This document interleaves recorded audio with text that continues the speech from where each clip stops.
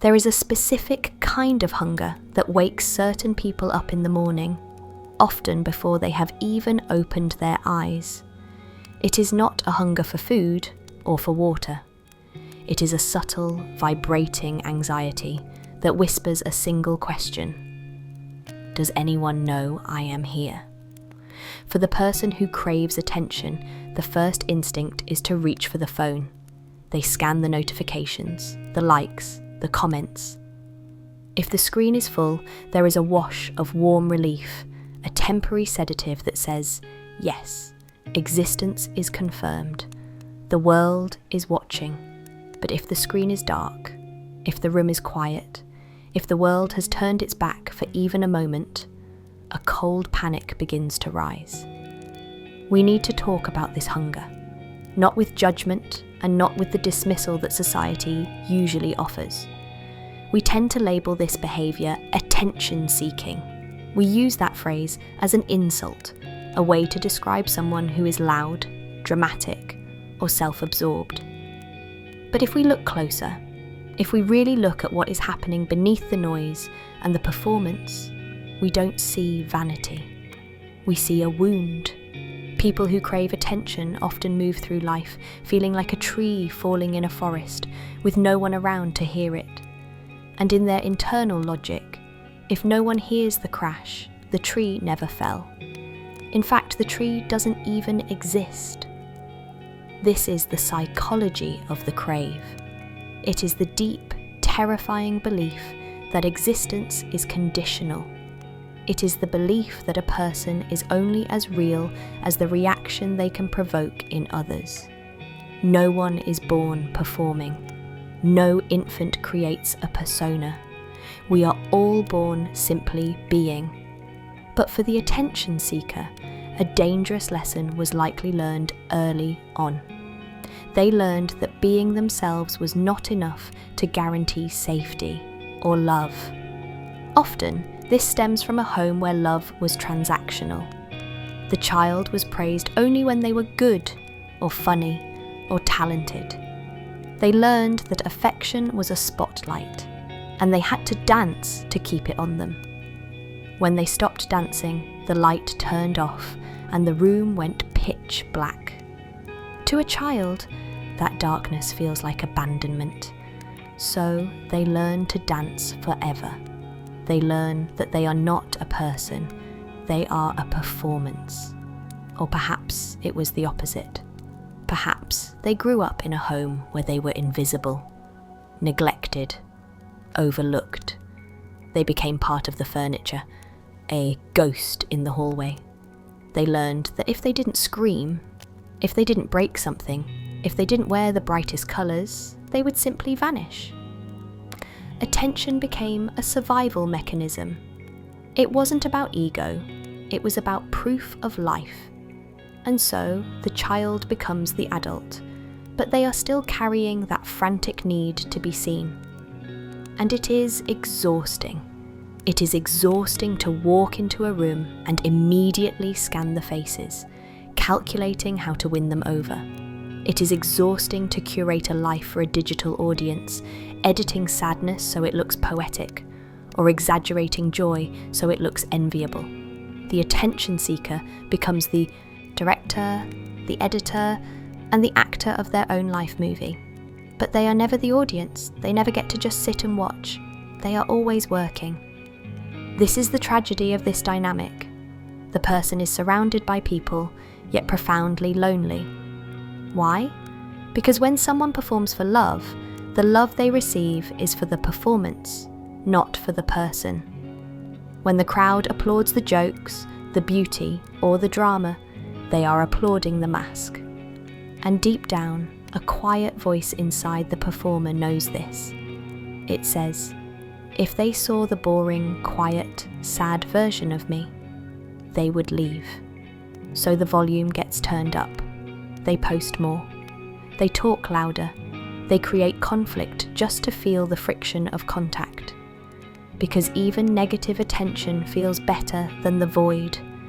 Being hated is better than being ignored. At least a hater sees you.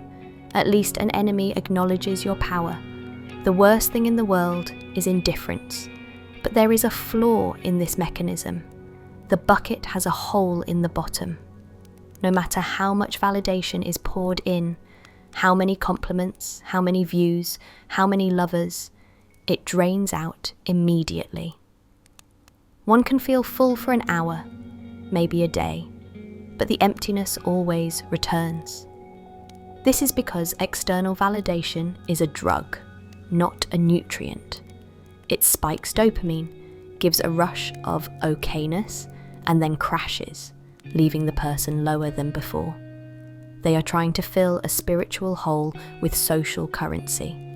They are trying to use the eyes of strangers to heal a wound that was inflicted by the people who were supposed to love them first.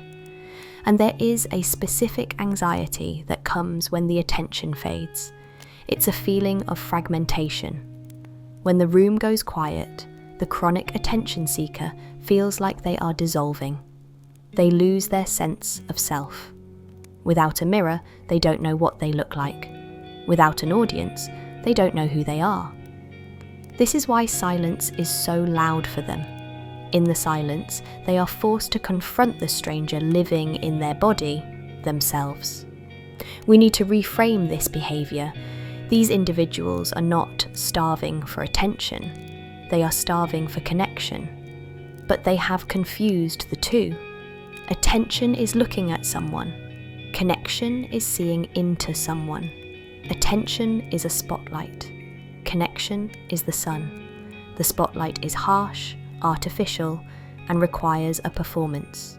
The sun is warm, constant, and shines even when we are sleeping, even when we are messy, even when we have nothing to offer. The attention seeker has spent their whole life chasing the spotlight because they never felt the sun. So, how does the performance stop? How does one step off the stage? It begins with a very difficult practice, the practice of being unwitnessed. It starts with doing things that no one will ever know about. Going for a walk and leaving the phone at home. Seeing a beautiful sunset, and instead of taking a picture to share, just letting it hit the retinas.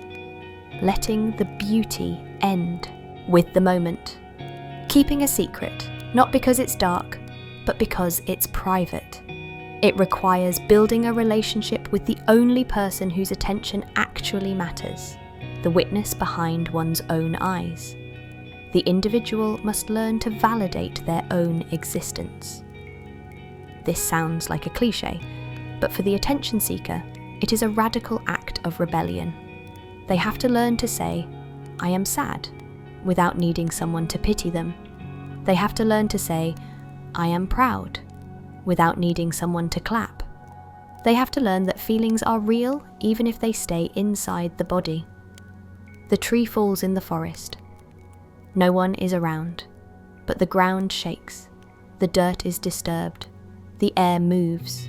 The event happened because the tree was there. We are the forest. This transition feels like withdrawal. When the performing stops, the person feels invisible. They feel boring. They feel a phantom vibration in their pocket, begging them to reach out and make some noise. But sitting with that discomfort is necessary. That discomfort is the feeling of the ego dying and the true self waking up. It is the feeling of the mask peeling off the skin. It hurts, but it is the pain of healing. As the screaming for the world to look stops, something profound happens. The people who are only there for the show will leave, and they should be let go. They were fans, not friends. But the people who stay, the ones who can sit in the silence, the ones who love the uninteresting, tired version of the person, those are the people who offer connection. That is the sun. We do not need to earn our right to take up space. We do not need to be the loudest thing in the room to be worthy of the air we breathe. A human being is not a commodity to be consumed by the eyes of others. We are complete and whole, even in the dark. Imagine a vast, empty theatre. The stage is empty. The seats are empty.